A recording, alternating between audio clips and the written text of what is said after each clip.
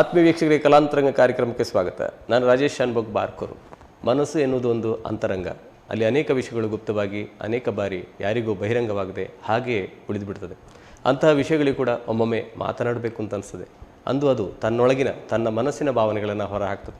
ಅಂತಹ ಮನದ ಮಾತಿನ ಕಾರ್ಯಕ್ರಮವೇ ಈ ಕಲಾಂತರಂಗ ಕಾರ್ಯಕ್ರಮ.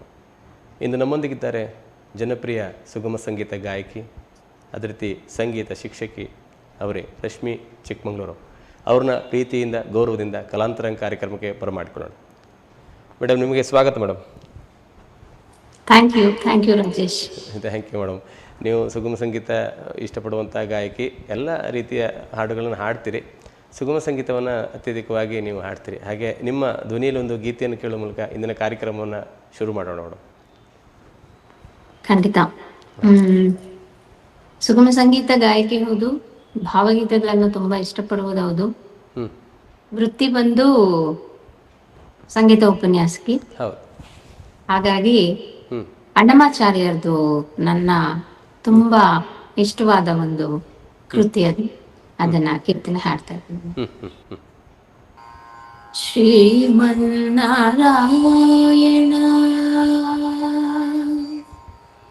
ಶ್ರೀಮನ್ನಾರಾಯಣ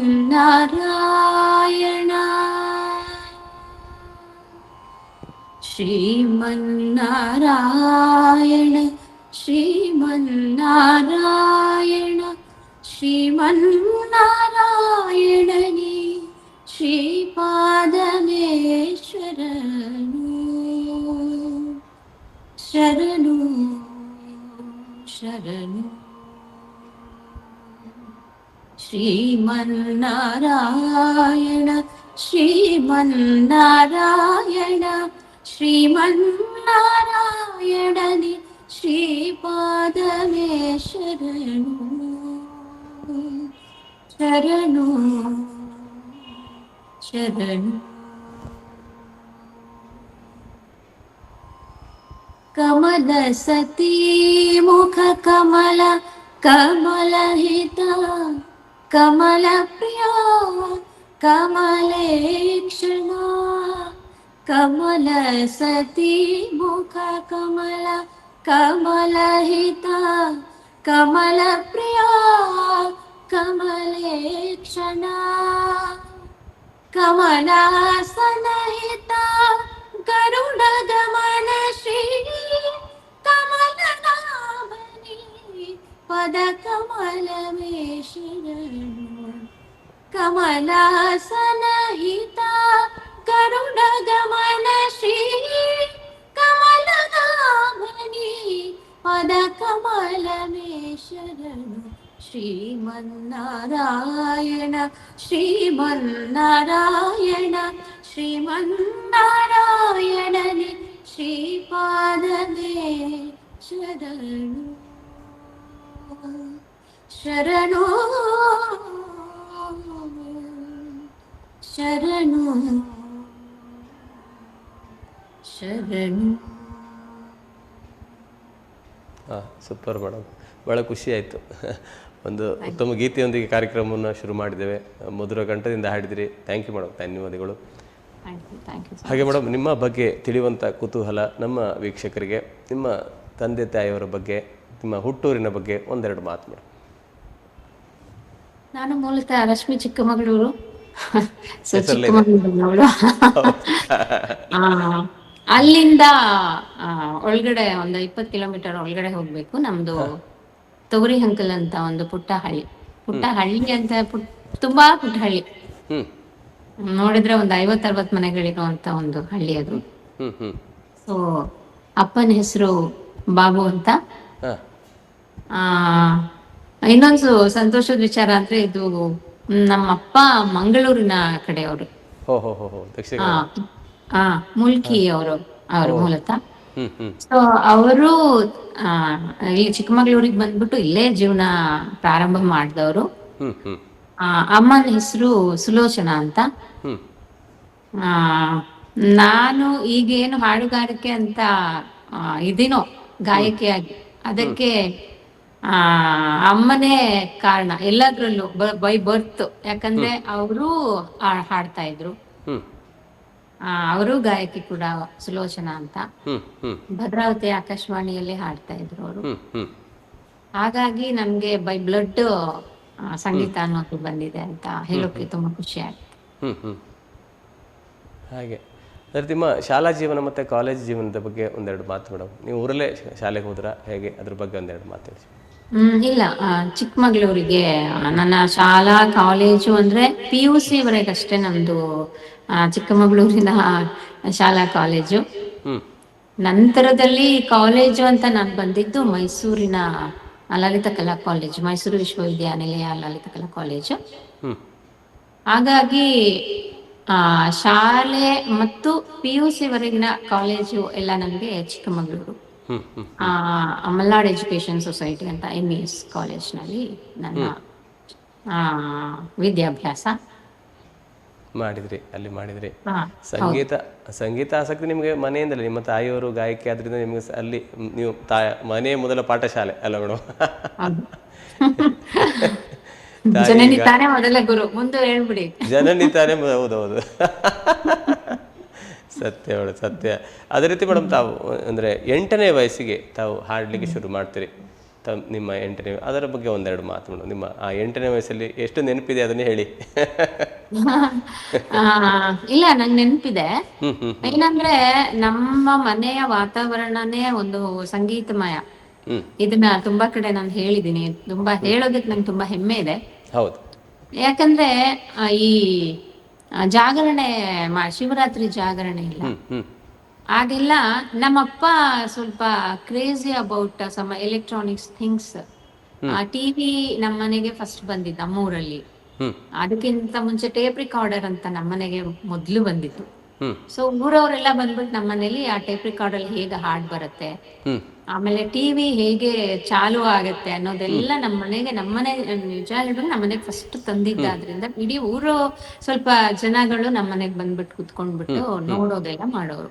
ಹ್ಮ್ ಆಮೇಲೆ ನಮ್ಮಪ್ಪ ತಬಲಾ ನುಡಿಸ್ತಾ ಇದ್ರು. ಬೇಸಿಕ್ ಆಗಿ ಏನು ಕಲ್ತಿರ್ಲಿಲ್ಲ, ಆದ್ರೂ ಅವರು ನುಡಿಸ್ತಾ ಇದ್ರು, ಚೆನ್ನಾಗಿ ನುಡಿಸ್ತಾ ಇದ್ರು. ಹ್ಮ್ ಹಾಗೆ ನಾವು ಬೆಳೀತಾ ಇದ್ದಿದ್ದೆ ಹೇಗಿತ್ತಂದ್ರೆ ನಮ್ಮಮ್ಮ ಹಾಡೋರು. ಒಂಥರ ಸಂಜೆ ಟೈಮಲ್ಲಿ, ದಿನ ಅಲ್ಲ, ಅವರು ಮೂಡ್ ಬಂದಂಗೆ. ಅಪ್ಪ ತಬಲಾ ನುಡಿಸುವಾಗ ಅಮ್ಮಗೆ ಹಾಡು ಅಂತ ಹೇಳೋರು, ಅಮ್ಮ ಹಾಡೋರು. ಈ ರೀತಿನ ನಾವು ಕೇಳ್ಕೊಂತ ಬರ್ತಾ ಇದ್ವಿ.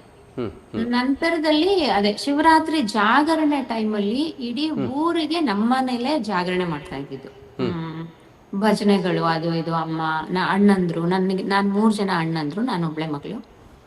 ಸೊ ಎಲ್ಲರೂ ಸೇರ್ಕೊಂಡು ಭಜನೆ ಮಾಡ್ತಾ ಇದ್ವಿ. ಹಾಗೆ ಊರವರು ನಮ್ಮನೆಗೆ ಬಂದ್ಬಿಟ್ಟು ಪಾಲ್ಗೊಳ್ತಾ ಇದ್ರು ಆ ಭಜನೆಯಲ್ಲಿ. ಅದೇ ನಮ್ಮ ಸಂಗೀತಕ್ಕೆ ಒಂಥರ ಮೂಲ ಅಡಿಪಾಯ ಮತ್ತೆ ಇಂಟ್ರೆಸ್ಟ್ ಬೆಳೆದಿದ್ದು ಅದ್ರಿಂದನೇ ಅಂತ ಹೇಳಿ. ತುಂಬಾ ಚೆನ್ನಾಗಿದ್ರೆ ನನ್ ವಾಯ್ಸೆ ಅನ್ಕೋತೀನಿ. ಮಾತಲ್ಲೂ ನನ್ ವಾಯ್ಸೆ, ಹಾಡುಗಾರಿಕೆಯಲ್ಲೂ ನನ್ ವಾಯ್ಸೆ. ಆದ್ರೆ ಈಗ ವಯಸ್ಸಿನ ಸ್ವಲ್ಪ ಕೆಲವೊಂದು ಕಾರಣದಿಂದ ಹಾಡುಗಾರಿಕೆ ನಿಲ್ಸಿದ್ದಾರೆ ಅವರು. ಅಂದ್ರೆ ಗೊತ್ತಲ್ವಾ, ವಯಸ್ಸಾದಂತೆ ಪಿಚ್ ಕಡಿಮೆ ಆಗ್ಬಿಡುತ್ತೆ, ಸೊ ಹೈ ರೇಂಜ್ ಇರಲ್ಲ. ಹೀಗೆಲ್ಲ ಆಗೋದ್ರಿಂದ ಹಾಡು ಬಿಟ್ಟಿದ್ದಾರೆ. ಬಿಟ್ರೆ ಅದೇ ಹಾಗಿತ್ತು ನಮ್ಮ ಮನೆಯ ಸಂಗೀತ ವಾತಾವರಣ. ನೀವು ಸಣ್ಣವರಲ್ಲ ಮೇಡಮ್? ಎಷ್ಟು ಜನ ನಿಮ್ಗೆ, ನಿಮ್ಮ ತಾಯಿ ತಂದೆಯವರಿಗೆ ಮಕ್ಕಳು ಎಷ್ಟು ಜನ? 3 ಜನ, ಒಟ್ಟು 4 ಜನ. 3 ಜನ ಅಣ್ಣಂದ್ರು ನನ್ಗೆ. ಅಣ್ಣಂದ್ರು. ನಾನು ಒಬ್ಳು ಮಗಳು. ನೀವು ಸಣ್ಣವರು, ನಾನು ಚಿಕ್ಕವರು. ಮುದ್ದಿನ ಅಣ್ಣಂದ್ರು ಅಂದ್ರೆ ನಾನು ಚಿಕ್ಕವರು. ಅಲ್ಲ ಮೇಡಮ್, ಮುದ್ದಿನ ಮಗಳು, ಮುದ್ದಿನ ತಂಗಿ, ಮುದ್ದಿನ ನಾದಿನಿ, ಈಗ ಮುದ್ದಿನ ಅಮ್ಮ ನಾನು. ಅದೇ ಮುದ್ದಿನ ಅಮ್ಮ. ಅದೇ ಆಗ್ಲಿ ಮೇಡಮ್, ಆಗ್ಲಿ. ಅದೇ ರೀತಿ ನೀವು 8ನೇ ಇದು ವಯಸ್ಸಲ್ಲಿ ವೇದಿಕೆಯಲ್ಲಿ ಪರ್ಫಾರ್ಮೆನ್ಸ್ ಮಾಡಿರಿ ತಾಯಿ ಜೊತೆ ಮೇಡಮ್? ಹೌದು. ಅಂದ್ರೆ ಅಲ್ಲೇ ಚಿಕ್ಕ ಪುಟ್ಟ ಆರ್ಕೆಸ್ಟ್ರಾ, ಆಗ ಆರ್ಕೆಸ್ಟ್ರಾ ಅಂತಾನೆ ತಾನೇ ಕರಿತಾ ಇದ್ದು. ಈಗ ಅದನ್ನ ನಮ್ ಸುಗಮ ಸಂಗೀತ ಅಂತ ನಾವ್ ಏನ್ ಕರಿತೀವೋ, ಆಗ ಆರ್ಕೆಸ್ಟ್ರಾ ಅಂದ್ರೆ ಅದಕ್ಕೊಂದು ಸ್ಟ್ಯಾಂಡರ್ಡ್ ಒಂದು ಮೀನಿಂಗ್ ಇತ್ತು. ಹಾಗೆ ಅಪ್ಪ ಕೆಲವೊಂದು ವೇದಿಕೆಯಲ್ಲಿ ಅಪ್ಪ ಆರ್ಗನೈಸ್ ಮಾಡ್ಬಿಟ್ಟು ಹಾಡ್ತಾ ಇದ್ವಿ.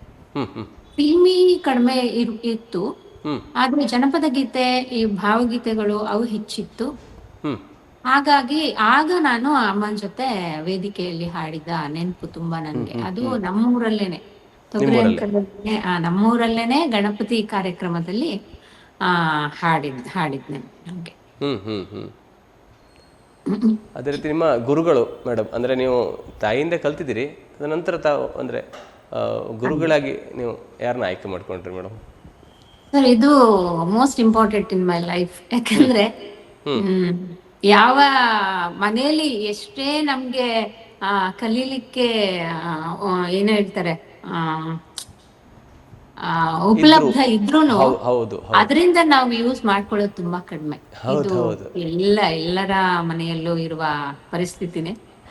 ನನ್ನ ಮನೆಯಲ್ಲೂ ನನ್ನ ಮಗಳು ಕೂಡ ಏನ್ ಕುತ್ಕೊಂಡು ನನ್ನ ಹತ್ರ ಕಲ್ತಿದ್ದಾಳೆ ಅವಳಲ್ಲ. ನಾನ್ 1000 ಜನಕ್ಕೆ ಪಾಠ ಮಾಡ್ತೀನಿ, ಆದ್ರೆ ಅವಳು ನನ್ನ ಹತ್ರ ಕೂತು ಕಲ್ತಿಲ್ಲ. ಹಾಗೆ ನನ್ನ ಅಮ್ಮನ ಜೊತೆಯಲ್ಲಿ ಇರುವಾಗ ಅವರು ಶಾಲಾ ಕಾಲೇಜ್ಗಳಿಗೆ ಈ ಕಾಂಪಿಟೇಷನ್ಸ್ಗೆಲ್ಲ ಹಾಡು ಹೇಳ್ಕೊಡೋರು. ಆದ್ರೆ ಅವ್ರ ಜೊತೆ ಕೂತು ಅಂತ ನಾನು ಅಫಿಷಿಯಲ್ ಆಗಿ ಏನೂ ಕಲೀಲಿಲ್ಲ. ಹಾಗೆ ಮಲ್ನಾಡ್ ಎಜುಕೇಶನ್ ಸೊಸೈಟಿ ಅಂತ ಏನ್ ಹೇಳಿದ್ನ MES ಶಾಲೆಯಲ್ಲಿ ಪ್ರಸನ್ನ ಲಕ್ಷ್ಮಿ ಅಂತ ಒಬ್ರು ಮೇಡಮ್ ಇದ್ರು, ಸಂಗೀತ ಶಿಕ್ಷಕಿಯಾಗಿದ್ರು ಅವರು.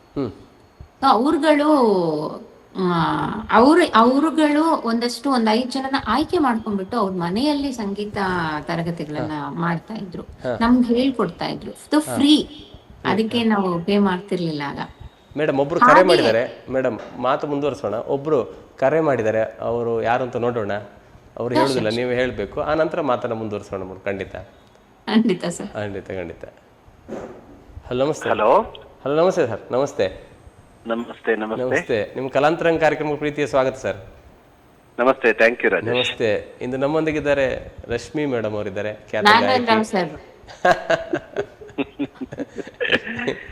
ಎಸ್ ರಶ್ಮಿ ಮೇಡಮ್ ನಮಸ್ತೆ. ನಮಸ್ತೆ ಸರ್. ನಮಸ್ತೆ. ನೋಡಿ, ನೀವು ಬರ್ತೀರಾ ಅನ್ನೋದು ಗೊತ್ತಿರ್ಲಿಲ್ಲ ನಂಗೆ. ಬಹಳ ಖುಷಿ ಆಯ್ತು ನನಗೂ ಕೂಡ.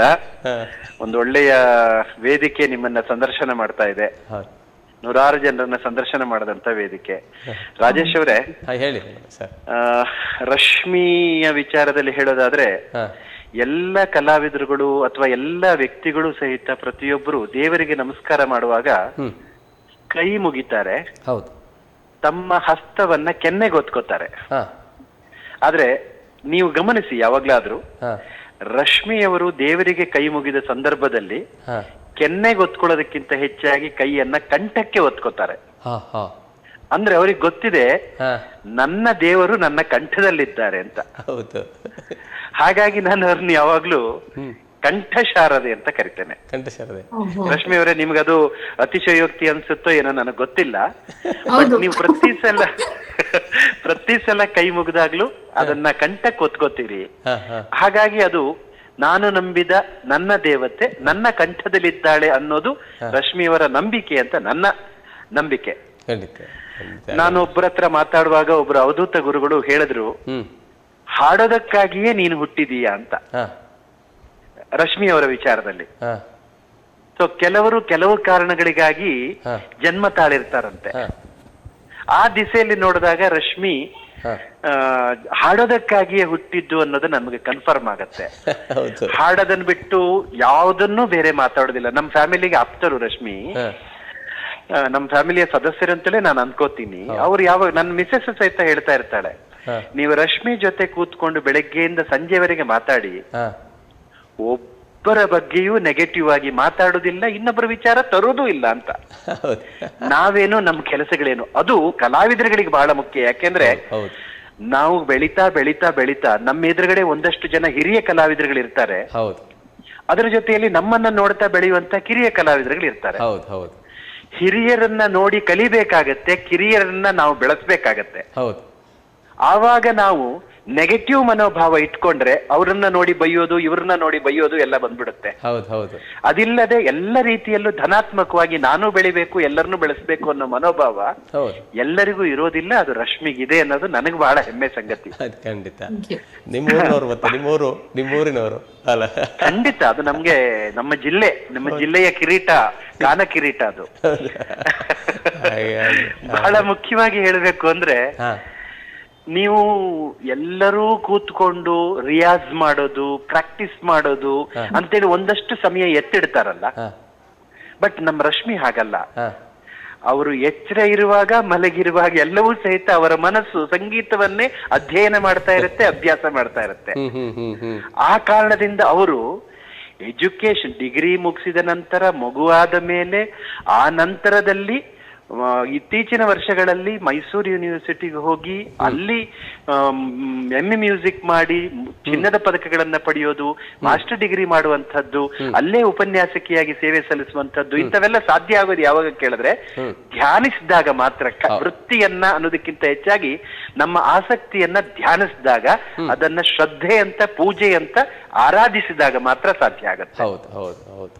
ಸೊ ಅವರು ಅಮೆರಿಕಕ್ಕೆ ಹೋಗಿ ಬರ್ತಾರೆ, ಅಥವಾ ಅಮೆರಿಕಕ್ಕೆ 1-2-3 ಬಾರಿ ಹೋಗಿ ಬರ್ತಾರೆ, ಬೇರೆ ಬೇರೆ ರಾಜ್ಯಗಳಿಗೆ ಹೋಗಿ ಬರ್ತಾರೆ, ಅಥವಾ ಇನ್ನೂ ಯಾವ್ದಾವ್ದೋ ಬೇರೆ ದೇಶಗಳಿಗೆ ಹೋಗ್ತಾರೆ ಅನ್ನೋದಕ್ಕೆ ಕಾರಣ ಅವರು ಸಂಗೀತವನ್ನ ಆರಾಧಿಸುವುದು. ಅದಕ್ಕೆ ಉಪಾಸನೆ ಅಂತ ಕರೀತಾರೆ. ನೀವು ಪುಟ್ಟಣ್ಣ ಕಣಗಾಲ್ ಅವರ ಉಪಾಸನೆ ಸಿನಿಮಾ ನೋಡಿದ್ರೆ ಆರತಿಗೆ ವೀಣೆಯೇ ಒಂದು ಜೀವನದ ಸಂಗಾತಿಯಾಗಿರುತ್ತೆ. ಹಾಗೆ ರಶ್ಮಿಗೆ ಸಂಗೀತ ಮತ್ತು ಸ್ವರಗಳೇ ಅವರ ಜೀವನ ಸಂಗಾತಿ. ಅದರ ಮಧ್ಯದಲ್ಲಿ ನಾವೆಲ್ಲ ಜೊತೆಗೆ ಇದೀವೆಲ್ಲ ಮಾತಾಡಿಸ್ತೇವೆ. ಆದ್ರೆ ನಿಜವಾದ ಜೀವನ ಸಂಗಾತಿ ಸ್ವರ ಸಾಧನೆ ಆಗಿರುತ್ತೆ ಅನ್ನುವಂಥದ್ದನ್ನ ನಾನು ಅರ್ಥ ಮಾಡ್ಕೊಂಡಿದ್ದೀನಿ. ಆ ದಿಸೆಯಲ್ಲಿ ನಾನು ಅವರು ನನ್ನನ್ನ ಗುರುಸ್ಥಾನದಲ್ಲಿಟ್ಟು ಗೌರವಿಸ್ತಾರೆ. ಅದಕ್ಕಿಂತ ಹೆಚ್ಚಾಗಿ ನಾನು ಅವರ ಅಭಿಮಾನಿ ಕೂಡ ಹೌದು. ಅವರ ಕಂಠ ಇವತ್ತಿಗೂ ನಮಗೆ ರೋಮಾಂಚನ. ಅವರು ಆ ಸಂಗೀತದಲ್ಲಿ ದೊಡ್ಡ ಸಾಧನೆ ಆಗಬೇಕು. ಇಲ್ಲಿಯವರೆಗೆ ನಾನು ಅದಕ್ಕೆ ಯಾವಾಗ್ಲೂ ಹೇಳ್ತಾ ಇರ್ತೀನಿ, ರಶ್ಮಿ ಮೇಡಮ್ ನಿಮ್ಗೆ ಇವತ್ತು ಕರೆ ಕೊಡೋದಷ್ಟೇ ನಾನು. ಇಲ್ಲಿಯವರೆಗೆ ನೀವು ಬೇರೆ ಬೇರೆಯವರ ಹಾಡನ್ನ ಹೇಳಿ ಆಯ್ತು, ಮುಂದೆ ನಿಮ್ಮ ಹಾಡನ್ನ ಯಂಗ್ ಜನರೇಷನ್ ಹಾಡಬೇಕು. ಅದು ಹೊಸದಾಗಿ ನೀವು ಹಾಡುವಂತ ಹಾಡುಗಳಾಗಿರ್ಬೇಕು. ಆ ದಿಸೆಯಲ್ಲಿ ನಿಮ್ಮ ಪ್ರಯತ್ನ ಆಗಬೇಕು. ಕರ್ನಾಟಕದ ಸುಗಮ ಸಂಗೀತ ಮತ್ತು ಸಂಗೀತ ಪರಂಪರೆಗೆ ರಶ್ಮಿ ಅನ್ನೋದು ಒಂದು ನಕ್ಷತ್ರ ಆಗಿ ಉಳಿಬೇಕು. ಗೌರವ, ಕೀರ್ತಿ, ಯಶಸ್ಸು ಎಲ್ಲವೂ ಸಹಿತ ಬಂದೇ ಬರುತ್ತೆ. ಆದ್ರೆ ನಮ್ಮ ಸಾಧನೆ ಪಕ್ವವಾದಾಗ ಮಾತ್ರ ಅದು ಶಾಶ್ವತವಾಗಿ ನಿಲ್ಲುತ್ತೆ. ಅಂತ ಶಕ್ತಿ, ಸಾಮರ್ಥ್ಯ ರಶ್ಮಿಗಿದೆ. ಅದನ್ನ ಅವರು ಮುಂದುವರಿಸ್ತಾರೆ ಅನ್ನುವಂತಹ ನಂಬಿಕೆಯೂ ನಮಗಿದೆ. ನೀವು ಅವರ ಚಾನೆಲ್, ನಿಮ್ಮ ಚಾನೆಲ್ ನಲ್ಲಿ ಅವ್ರನ್ನ ಇಂಟರ್ವ್ಯೂ ಮಾಡ್ತಾ ಇರೋದು ನಿಜಕ್ಕೂ ರಾಜೇಶ್ ಅವರೇ ಚಾನೆಲ್ಗೂ ದೊಡ್ಡ ಗೌರವ ಅಂತ ನಾನು ನಂಬ್ತೇನೆ. ಖಂಡಿತ ಸರ್, ಬಹಳ ಖುಷಿ ಆಯ್ತು ನಿಮ್ಮೊಂದಿಗೆ ಮಾತಾಡಿ. ನೀವು ಬಹಳಷ್ಟು ವಿಷಯಗಳನ್ನ ತಿಳಿಸಿದ್ರಿ ಅವ್ರ ಬಗ್ಗೆ. ಮತ್ತೆ ಇಲ್ಲ, ಅವರು ನನ್ನ ಒಂದು 50-60 ಹಾಡುಗಳನ್ನ ಹಾಡಿದ್ದಾರೆ. ಶಾರದೆಯ ವೀಣೆಯು ನುಡಿದಿದೆ ಅನ್ನುವಂತ ಹಾಡಿರಬಹುದು, ಅಥವಾ ತೋರಣ ಗಣಪತಿಯ ಬಗ್ಗೆ ಹಾಡಿರ್ತಕ್ಕಂಥ ಹಾಡುಗಳಾಗಿರ್ಬಹುದು, ಶಂಕರಾಚಾರ್ಯದಲ್ಲಿ ಅಮ್ಮ ಅಮ್ಮ ಕಾಲ ಹಿಡಿದಿದೆ ಮಕರ ಅಂತ ಹಾಡಿರಬಹುದು. ಇಂಥ ಹಾಡುಗಳನ್ನ ಸ್ವಂತವಾಗಿ ಹಾಡುವಾಗ್ಲೂ ಸಹಿತ ಮ್ಯೂಸಿಕ್ ಡೈರೆಕ್ಟರ್ ಹೇಳಿದ್ದನ್ನ ಮಾಡ್ಯುಲೈಸ್ ಮಾಡುವಂತಹ ಅಥವಾ ಅವರದ್ದಾಗಿಸಿಕೊಳ್ಳುವಂತಹ ಶಕ್ತಿ ಸಹಿತ ಅವರ ಹತ್ರ ಇದೆ.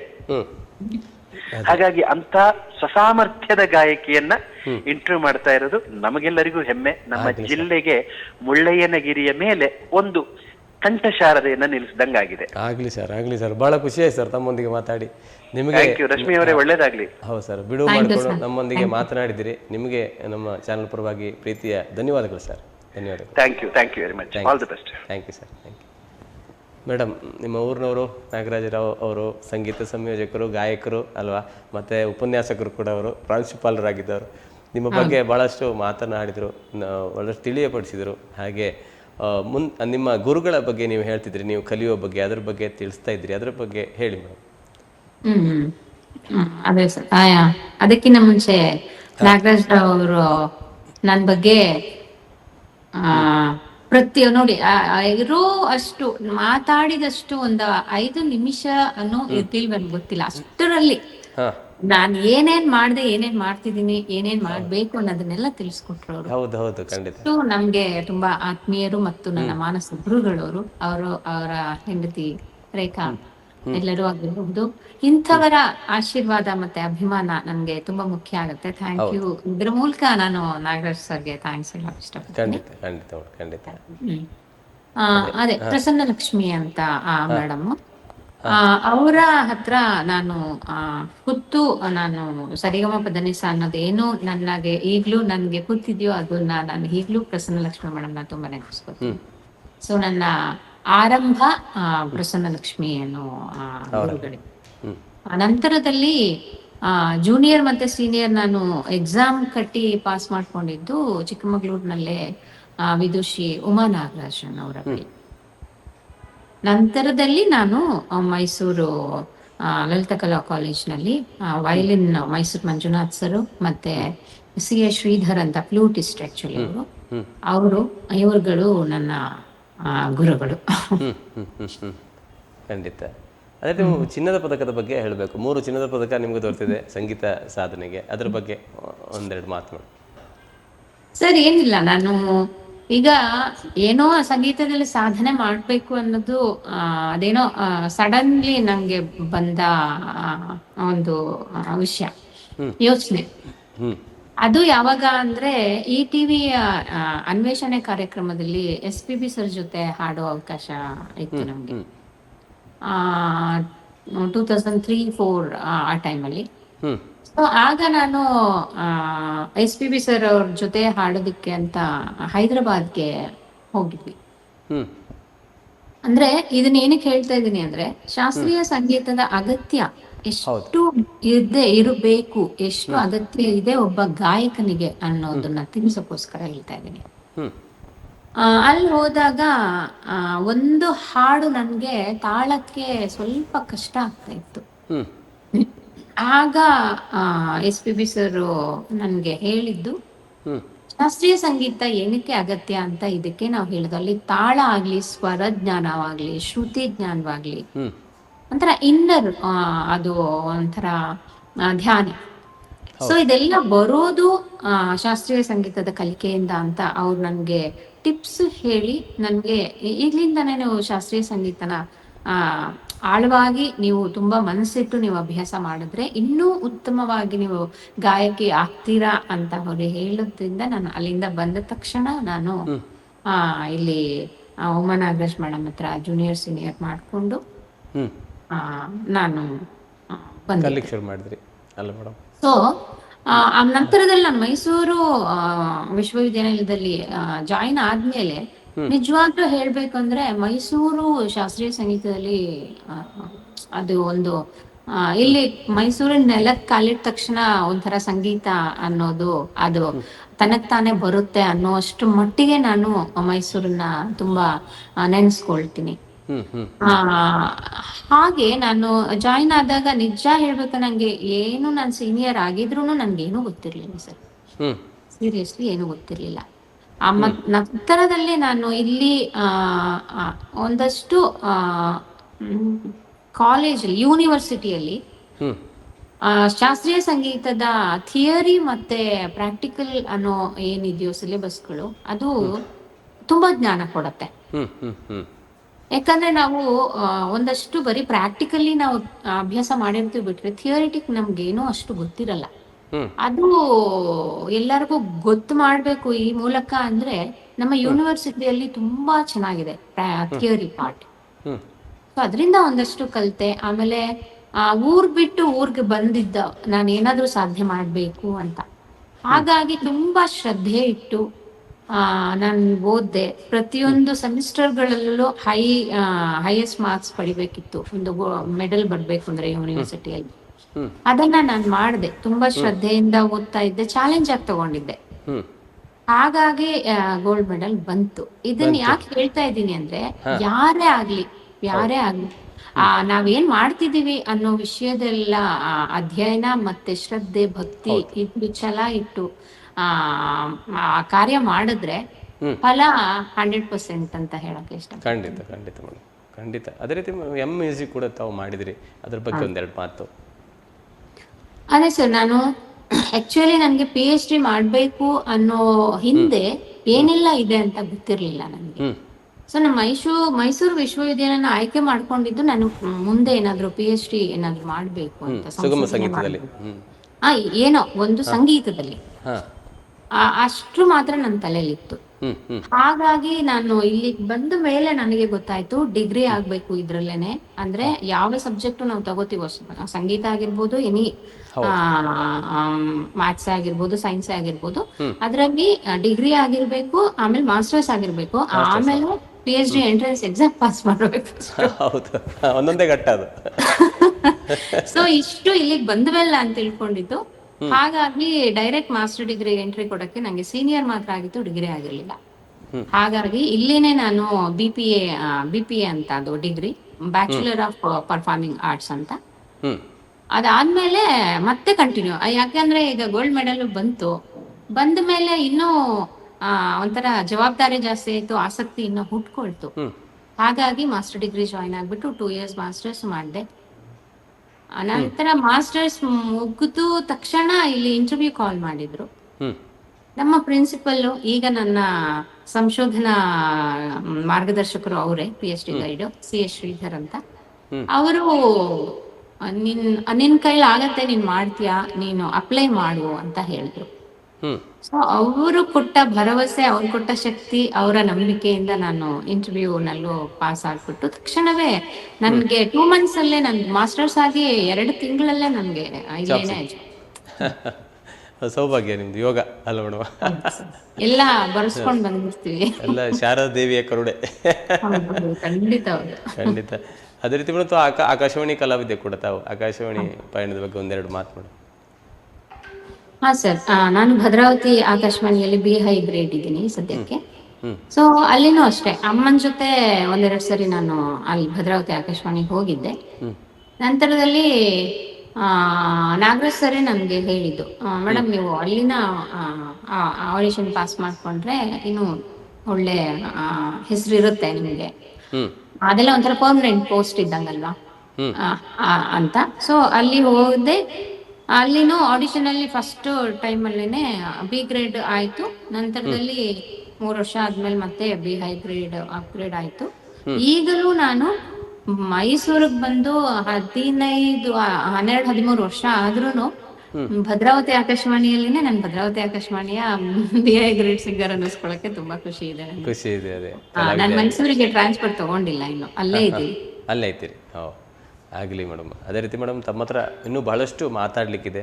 ಇಲ್ಲಿವರೆಗೆ ನಿಮ್ಮ ಸಾಧನೆ ಬಗ್ಗೆ, ಅಂದರೆ ನಿಮ್ಮ ಕಲಿಕೆ ಬಗ್ಗೆ ಆಯಿತು. ಇನ್ನು ಮುಂದೆ ನಿಮ್ಮ ಸಾಧನೆ ಬಗ್ಗೆ ಬಹಳಷ್ಟು ತಿಳಿಸ್ಲಿಕ್ಕಿದೆ ನಮ್ಮ ವೀಕ್ಷಕರಿಗೆ. ಹಾಗೆ ಈ ಕಾರ್ಯಕ್ರಮದಲ್ಲಿ ಒಂದು ಪುಟ್ಟ ವಿರಾಮವನ್ನು ತೆಗೆದು ಅನಂತರ ಕಾರ್ಯಕ್ರಮವನ್ನು ಮುಂದುವರ್ಸೋಣ ಮೇಡಮ್. ಆಯಿತು. ಆತ್ಮೀಯ ವೀಕ್ಷಕರೇ, ಕಲಾಂತರಂಗ ಕಾರ್ಯಕ್ರಮದಲ್ಲಿ ಒಂದು ಪುಟ್ಟ ವಿರಾಮದ ನಂತರ ಮತ್ತೆ ನಿಮ್ಮ ಭೇಟಿ ಆಗ್ತೇವೆ. ನೋಡ್ತಾ ಇರಿ ಕಲಾಂತರಂಗ ಕಾರ್ಯಕ್ರಮ.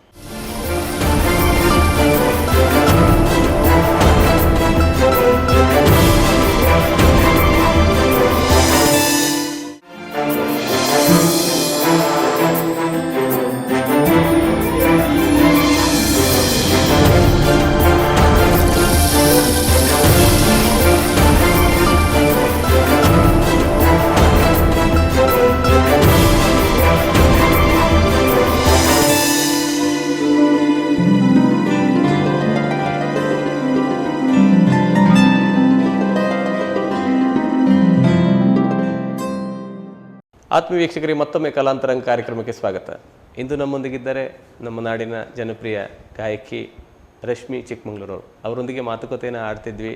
ಮಾತುಕತೆಯನ್ನು ಮುಂದುವರಿಸೋಣ. ಮತ್ತೊಮ್ಮೆ ಅವರಿಗೆ ಕಲಾಂತರಂಗ ಕಾರ್ಯಕ್ರಮಕ್ಕೆ ಸ್ವಾಗತವನ್ನು ಕೊಡೋಣ. ಮೇಡಮ್, ಮತ್ತೊಮ್ಮೆ ನಿಮಗೆ ಕಲಾಂತರಂಗ ಕಾರ್ಯಕ್ರಮಕ್ಕೆ ಸ್ವಾಗತ ಮೇಡಮ್. Thank you. ಮೇಡಮ್, ನೀವು ನಿಮ್ಮ ಧ್ವನಿಯಲ್ಲಿ ಒಂದು ಭಾವಗೀತೆಯನ್ನು ಕೇಳೋಣ ಅಂತ ಕೇಳುತ್ತಾ, ಅಂದರೆ ಸುಗಮ ಸಂಗೀತ ಇಷ್ಟಪಡುವಂಥ ಗಾಯಕಿ ತಾವು, ಒಂದು ಭಾವಗೀತೆಯನ್ನು ನೀವು ಪ್ರಸ್ತುತಪಡಿಸಿ ನಮಗಾಗಿ. ಖಂಡಿತ ಸರ್. ಅದೇ, ಈಗ ಭಾವಗೀತೆಗಳನ್ನ ಹಾಡುವವರಿಗೆ ಒಂದು ಭಾವಗೀತೆ ಅಂತ ಹೇಳಿದ್ರೆ ತೃಪ್ತಿ ಸಿಗಲ್ಲ. ಹೆಚ್ಚಾದ್ರೆ ನಮ್ಗೆ ಟೈಮ್ ಇಲ್ಲ ಇಲ್ಲಿ. ಅದೇ, ಆದ್ರೂ ಅಷ್ಟ್ರಲ್ಲಿ ನಿಮ್ಗೆ ಯಾವ್ದು ಇಷ್ಟ ಅಂತೆಲ್ಲ ಕೇಳಿದ್ರೆ ತುಂಬಾ ಕಷ್ಟ ಆಗುತ್ತೆ. ಹೌದು, ಸತ್ಯ. ಆದ್ರೂ ನನ್ಗೆ NS ಲಕ್ಷ್ಮೀನಾರಾಯಣ ಭಟ್ರದು ಒಂದು ಹಾಡು ಭಾವಗೀತೆ, ಅದಕ್ಕೆ ಶಂಕರ್ ಶಾನ್ಭಾಗ್ ಅವರ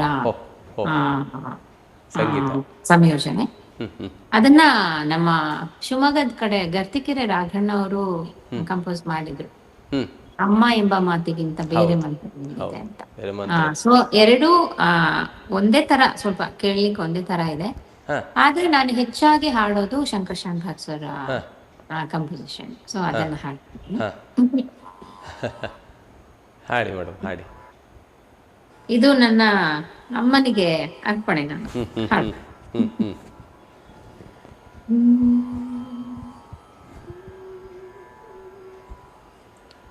ಹಾಲು ಕೂಡಿಸಿ ಹೃದಯ ಬಿಡಿಸಿ ಪ್ರೀತಿ ಉಣಿಸಿ ಮನಸ್ಸಿಗೆ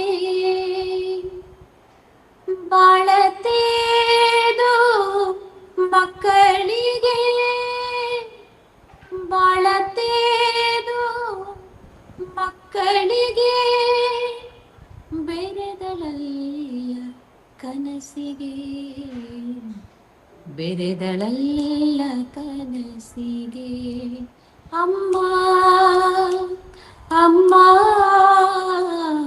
ಅಮ್ಮ ಎಂಬ ಮಾತಿಗಿಂತ ಬೇರೆ ಮಂತ್ರ ಎಲ್ಲಿದೆ ಅದು ನೀಡುವ ಶಾಂತಿ ಕಾಂತಿ ಯಾವ ತಾರೆ ನಮಗಿದೆ ಅಮ್ಮ ಎಂಬ ಮಾತಿಗಿಂತ ಬೇರೆ ಮಂತ್ರ ಎಲ್ಲಿದೆ ಅದು ನೀಡುವ ಶಾಂತಿ ಕಾಂತಿ ಯಾವ ತಾರೆ ನಮಗಿದೆ.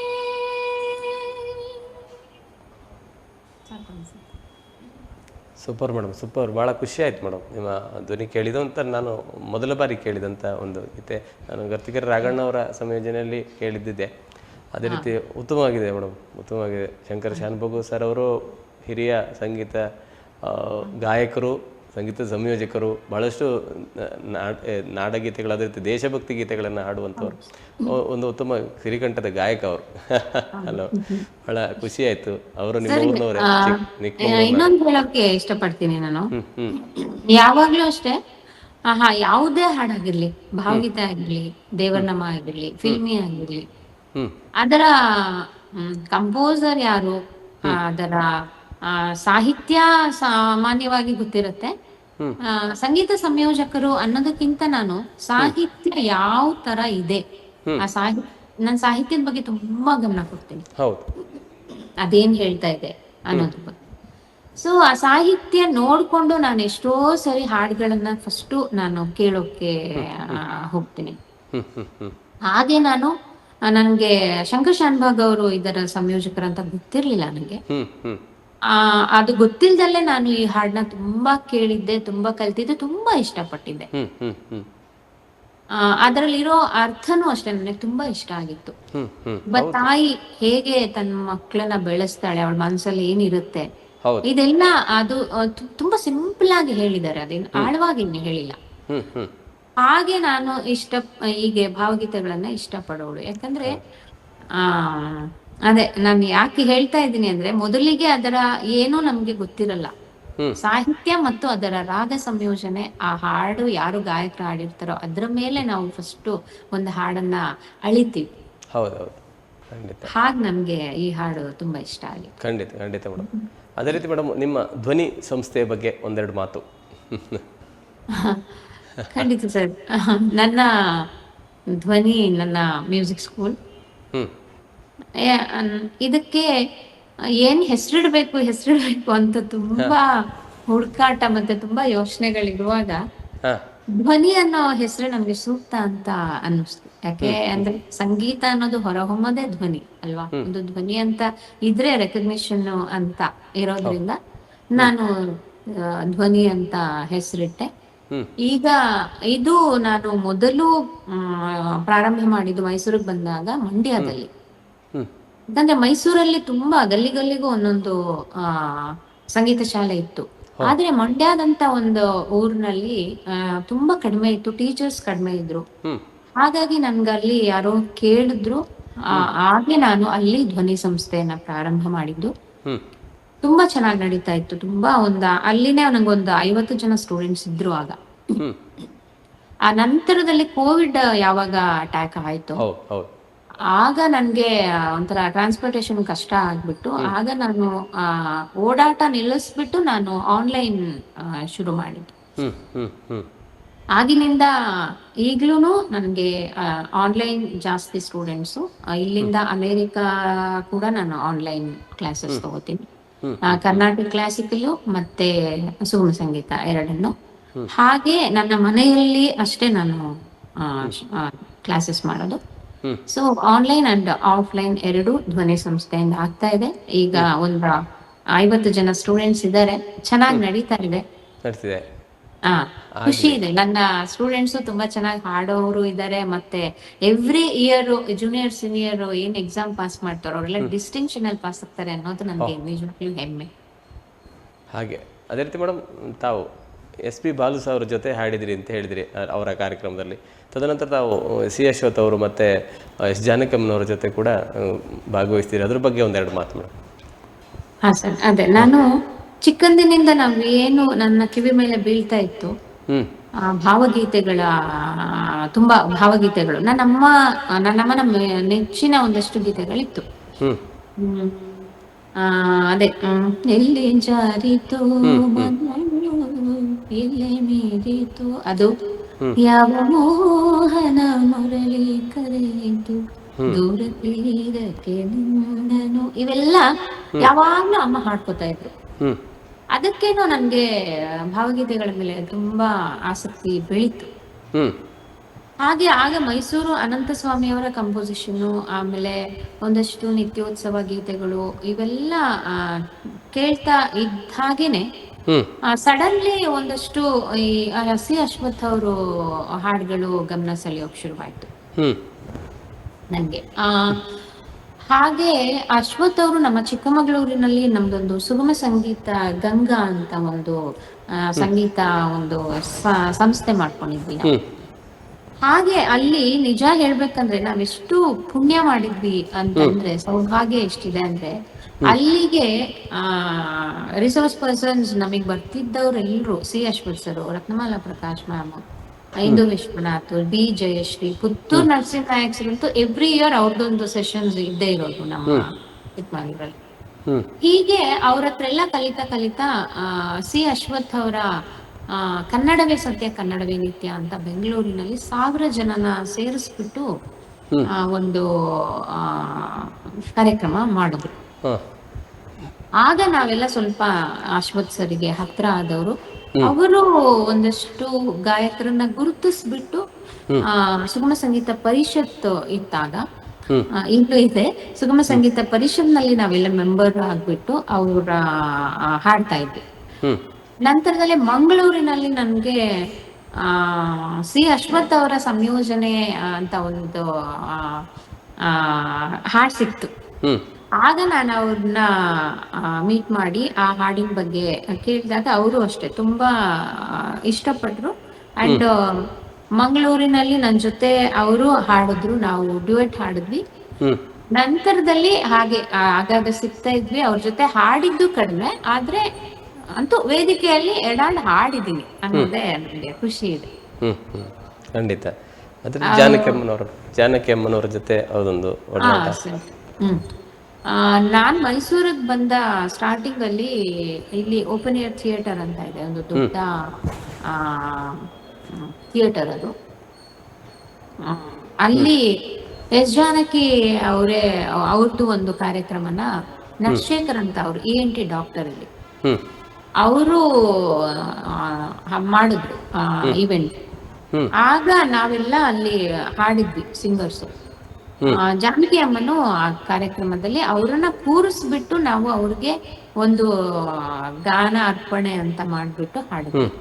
ಆಗ ಅವರು ಅಷ್ಟೇ, ನೀನ್ ತುಂಬಾ ಚೆನ್ನಾಗಿ ಹಾಡ್ತೀಯ ಅನ್ನೋದಕ್ಕಿಂತ ನೀನ್ ನೋಡಕ್ ತುಂಬಾ ಚೆನ್ನಾಗಿದೀಯ ಅಂತ ಹೇಳ್ಬಿಟ್ಟು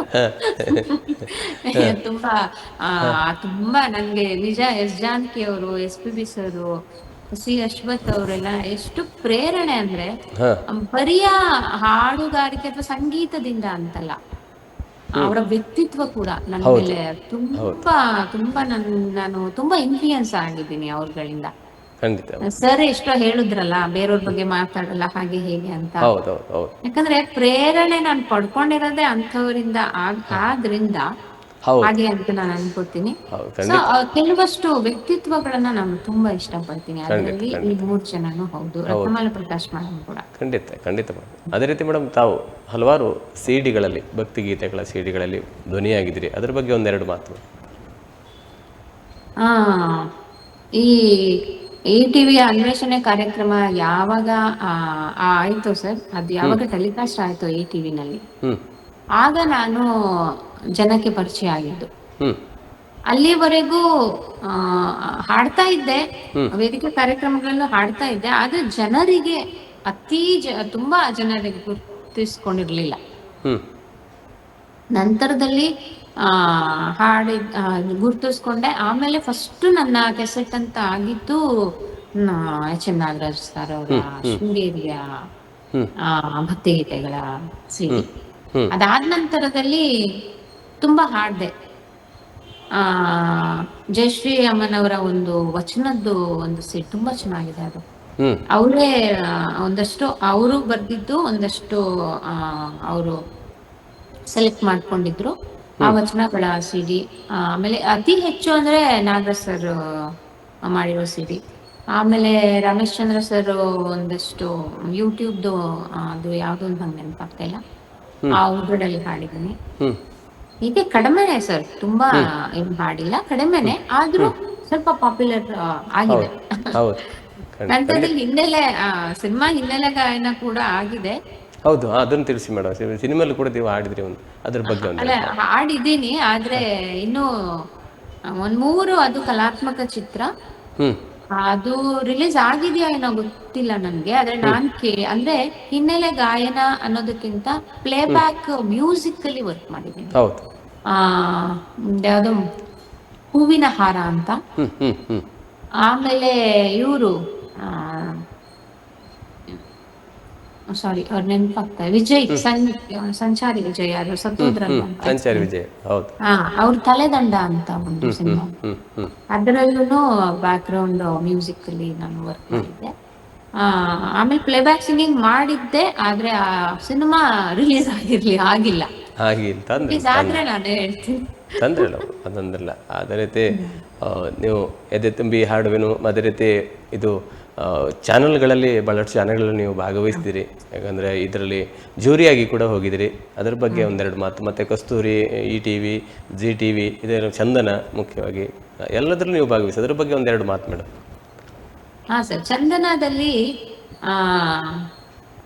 ಮಧುರ ಮಧುರವಿ ಮಂಜುಳ ಗಾನ ಅಂತ ತುಂಬಾ ಒಳ್ಳೆ ಕಾರ್ಯಕ್ರಮ ಸರ್.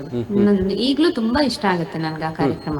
ಆದ್ರೆ ಈಗ ಮಾಡ್ತಾ ಇಲ್ಲ ಅನ್ಕೋತೀನಿ. ಅದರಲ್ಲಿ ನಾನು ತುಂಬಾನೇ ಎಪಿಸೋಡ್ಸ್ ಹಾಡಿದ್ರಿ. ಮಹೇಶ್ ಜೋಶಿ ಅವರು ಇದ್ದಾಗ ತುಂಬಾ ಒಳ್ಳೆ ಕಾರ್ಯಕ್ರಮ ಅದು. ಹಳೆಯ ಚಲನಚಿತ್ರ ಗೀತೆಗಳನ್ನ ಸ್ಥಳೀಯ ಪ್ರತಿಭೆಗಳಿಗೆ ಒಂದು ಅವಕಾಶ ನೀಡ್ತಿದ್ರು, ಅದರ ಜೊತೆ ಸೀನಿಯರ್ ಜೊತೆ ಜೂನಿಯರ್. ತುಂಬಾನೇ ಎಪಿಸೋಡ್ಸ್ ತುಂಬಾನೇ ಹಾಡಿದೀನಿ ಆ ಚಂದನ ಟಿವಿಯಲ್ಲಿ. ಆಮೇಲೆ ಅದೇ ಚಂದನದಲ್ಲಿ ತುಂಬಾ ಕಾರ್ಯಕ್ರಮಗಳನ್ನ ಅಟೆಂಡ್ ಮಾಡಿದ್ದೀನಿ. ಹೌದು, ಖಂಡಿತ ಖಂಡಿತ. ಅದಾದ ನಂತರ ಕಸ್ತೂರಿಯಲ್ಲಿನೂ ಒಂದು ಅದೇನೋ ಒಂದು ಹೆಸರಿಂದ ಒಂದು ಕಾಂಪಿಟೇಷನ್ ತರ ಮಾಡಿದ್ರು ಸರ್. ಅದು ಅತಿ ಬೇಗನೆ ಸ್ಟಾರ್ಟ್ ಆಯ್ತು, ಹಾಗೇನೆ ಬೇಗನೆ ನಿಂತು ಹೋಯ್ತು. ಕಾರಣಾಂತರಗಳಿಂದ ಅದು ಫೈನಲ್ ಮಾಡ್ಲಿಲ್ಲ ಅವರು. ಬಟ್ ತುಂಬಾ ಚೆನ್ನಾಗಿತ್ತು ಅದು ಕಾರ್ಯಕ್ರಮ. ಅದರಲ್ಲೇ ಕಸ್ತೂರಿಯಲ್ಲಿ. ಆಮೇಲೆ ZTVಯಲ್ಲಿ ಸರಿಗಮಪ್ಪ ಎಲ್ಲ ಅಟೆಂಡ್ ಮಾಡಿದ್ದೆ. ಮತ್ತೆ ZTV ಕನ್ನಡ, ಅದೇ ಈಗ ETV ಕನ್ನಡದಲ್ಲಿ ಎದೆ ತುಂಬಿ ಹಾಡುವೆನು ಕಾಂಪಿಟೇಷನ್ ಲಾಸ್ಟ್ ಮಾಡಿದ್ರು ಅವರು.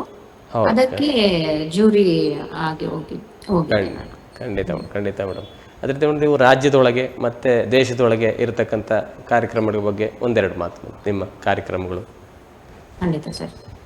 ರಾಜ್ಯ ದೇಶ ರಾಜ್ಯ ಅವರ ಅಂತಂದ್ರೆ ವಿದೇಶಕ್ಕೆ ಮತ್ತೆ ಹೋಗೋಣ ಅಂತ, ಬಟ್ ರಾಜ್ಯ ದೇಶ ಅದು ಬಹಳ ಹೋಗಿದ್ದೀರಿ ನೀವು, ಆಮೇಲೆ ಕೇಳ್ತೇನೆ.